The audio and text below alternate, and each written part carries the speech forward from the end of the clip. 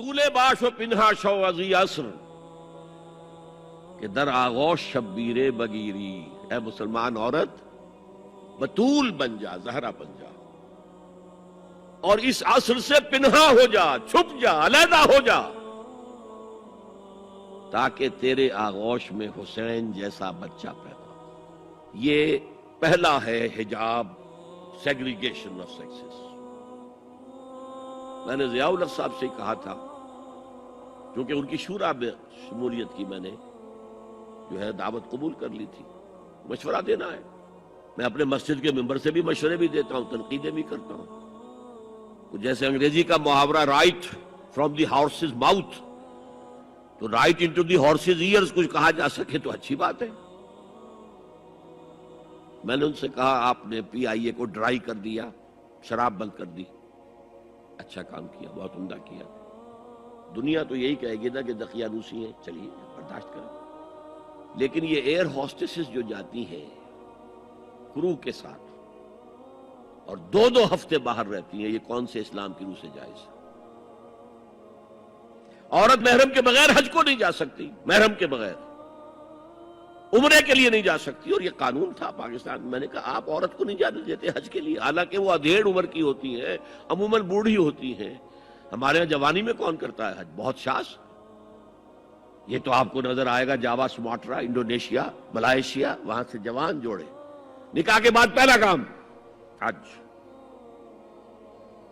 کہ ہمارے ہاں سے تو بڈھے ٹھیرے گئے ہوئے ہوتے، اور پہلے زمانے میں تو ان کو رخصت کر دیتے تھے کہ بس رخصت ہی ہو جائیں گے، یہ اب واپس نہیں آئیں گے۔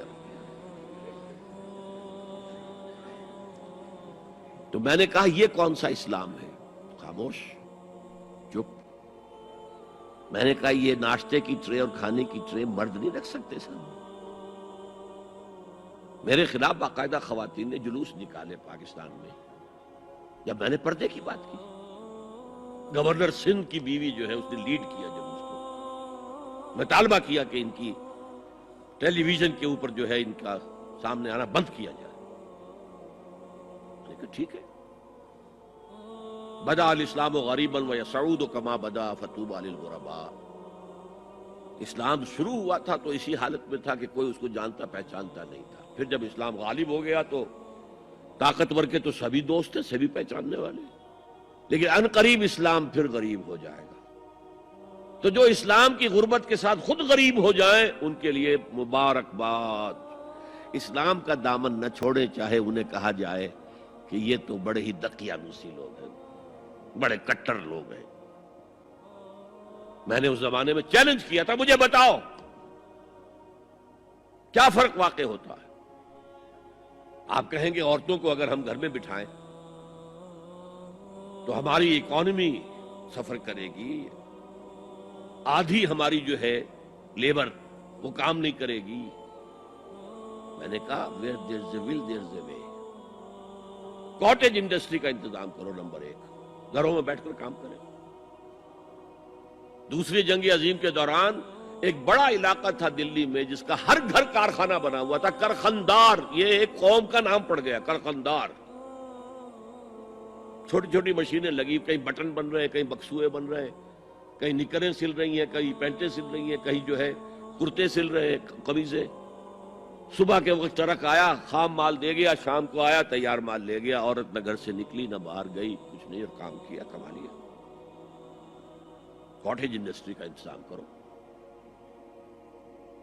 اسی طریقے سے ایسے یونٹ بناؤ انڈسٹریل جس میں عورتیں کام کریں، عورتیں سپروائز کریں، ورکنگ آورز کم رکھو تاکہ وہ اپنے گھر کا کام بھی کر سکیں۔ کرو۔ عورتوں کے ہسپتال میں عورتیں مرد، عورتیں مریض، عورتیں ڈاکٹر، عورتیں مریض، عورتیں نرسز۔ مردوں کے ہسپتال میں فیمیل نرسز کا کیا کام ہے؟ کیا میل نرسز نہیں ہوتے؟ اور کیا آرمی کے اندر جو فارورڈ یونٹس ہوتے ہیں کہ جو جاتے ہیں محاذ کے اوپر، ان میں کوئی عورت نرس جاتی ہے؟ میل نرسز جاتے ہیں، حالانکہ سب سے زیادہ نرسنگ کی ضرورت وہاں ہوتی ہے۔ کسی کا بازو اڑ گیا ہے، کسی کی ٹانگ اڑ گئی ہے، کسی کی پیٹ میں آ کر کسی بم کا ٹکڑا جو ہے لگایا، انتڑیاں باہر نکلی ہوئی ہیں، تو نرسنگ سب سے زیادہ وہاں ضروری ہے۔ وہاں تو فیمیل نرسز نہیں ہوتی، میل ہوتے ہیں۔ سیگریگیشن سیگریگیشن سیگریگیشن، یہ آگ اور پانی کا ملاپ درست نہیں ہے۔ تو بڑا، سب سے بڑا پردہ